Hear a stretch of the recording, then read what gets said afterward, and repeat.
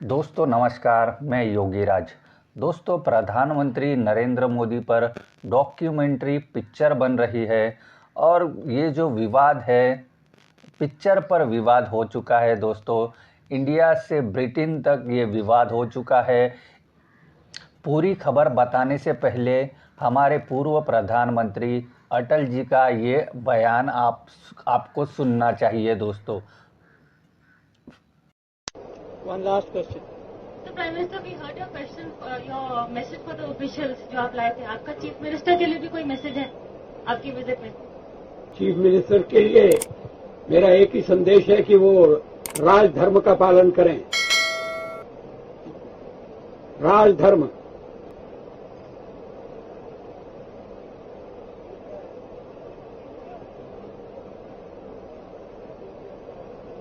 ये शब्द काफी सार्थक है।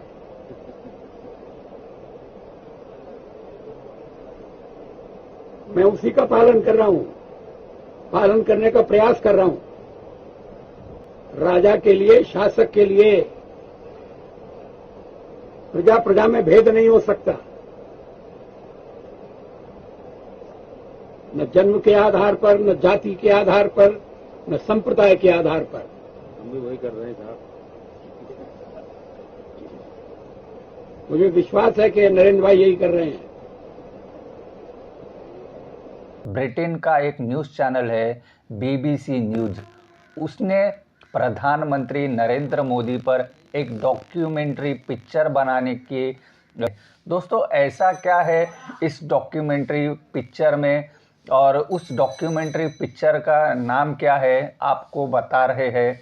दोस्तों, डॉक्यूमेंट्री पिक्चर का नाम है द मोदी क्वेश्चन,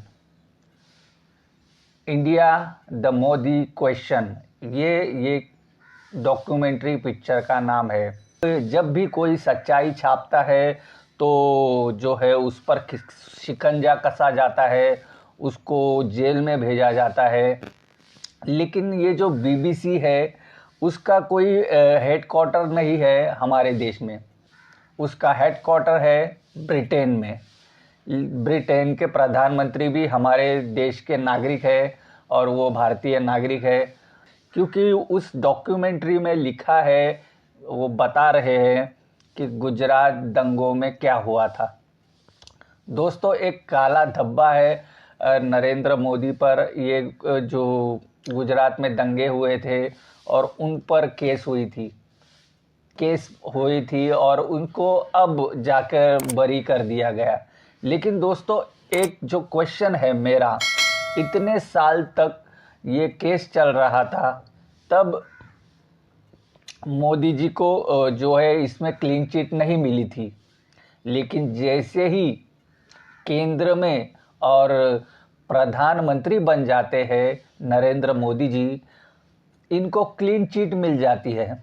गृह मंत्री अमित शाह गृह मंत्री बन जाते हैं तो उनके ऊपर से भी सभी मामलों को हटाया जाता है।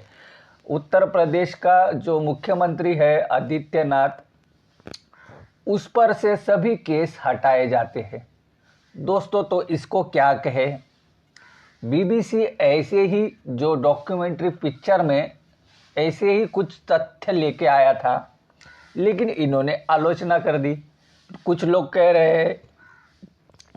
कह रहे हैं कि ये तो सुप्रीम कोर्ट ने जो तो हमारे प्रधानमंत्री है उनको क्लीन चिट दी है, तो इस डॉक्यूमेंट्री लिखने का मतलब क्या है। इसकी आलोचना कर रहे हैं, भर भर के आलोचना कर रहे हैं।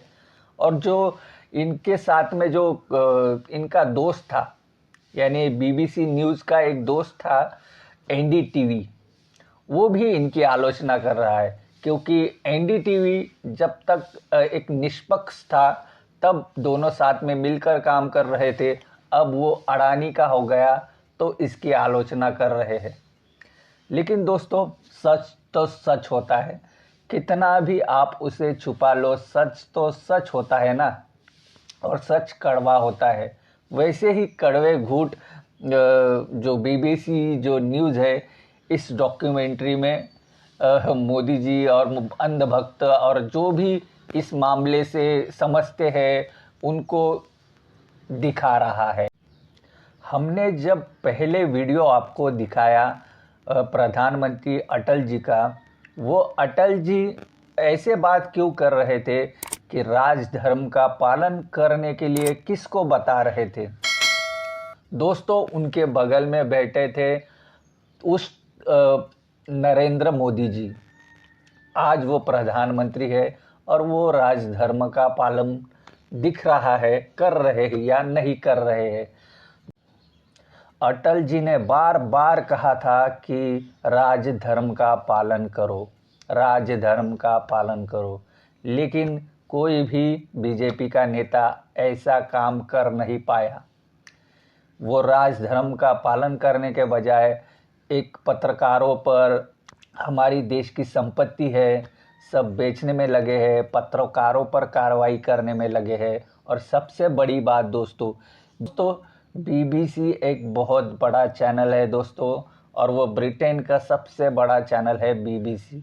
दोस्तों, पूरी वर्ल्ड में उसको देखा जाता है और उसको समझा जाता है। वो इंग्लिश में आता है, लेकिन एनडीटीवी के साथ में उनका एक शो चलता था हिंदी में। लेकिन दोस्तों क्या करें, अब बीबीसी पर कार्रवाई क्या कर सकती है सरकार? दोस्तों, एक ही कार्रवाई कर सकती है, क्योंकि दोस्तों हमारे इंडिया में उनका हेडक्वार्टर होता तो उनके ऊपर ईडी, सीबीआई, विदेशी चैनल है तो वो मिलिट्री भी भेज सकते थे। लेकिन यहाँ ऐसा कोई नहीं है उनका, और ना ही उनका यहाँ कोई संपत्ति है, ना हेडक्वार्टर है। वो सभी ऑनलाइन है। ज़्यादा से ज़्यादा वो क्या कर लेंगे, उनकी जो इक्का दुक्का वेबसाइट है उनको इंडिया में बैन कर देंगे और कुछ नहीं कर सकते। लेकिन दोस्तों, मेन बात ये है, जो ब्रिटेन के प्रधानमंत्री है, जो एक भारतीय नागरिक है, मेरे लिहाज से वो एक छोटे बच्चे हैं, क्योंकि राजनीति को वो इतना नहीं समझते। दोस्तों, भारत की राजनीति को वो इतना नहीं समझते, तो उन्होंने बयान दिया, मैं इसे नहीं मानता। जो बीबीसी ने डॉक्यूमेंट्री बनाई है उसको मैं नहीं मानता। आप मानने या ना मानने से क्या होगा, सच तो सच होता है। भले ही एक काम कर सकते थे ब्रिटेन के प्रधानमंत्री, एक कमेटी बनाकर गुजरात भेज देते थे, जो भी निष्पक्ष जो जांच करेगा या क्या हुआ था उसको समझना चाहिए जो है ब्रिटेन के प्रधानमंत्री को। लेकिन मैं इसे नहीं मानता। ना आपने उस डॉक्यूमेंट्री को पढ़ा होगा, ना गुजरात में जो हुआ है उसे आपने देखा होगा।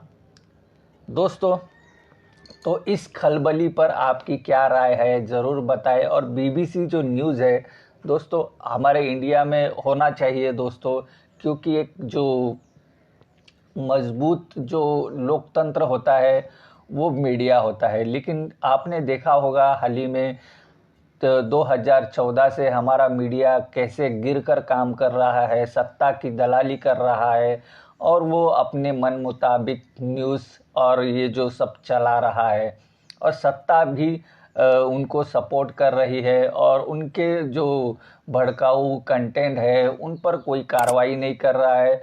जो उनके खिलाफ छापने वाले हैं, जो मोदी की आलोचना करने वाले हैं, उनके खिलाफ कार्रवाई करता है और उनको जेल भेज देता है।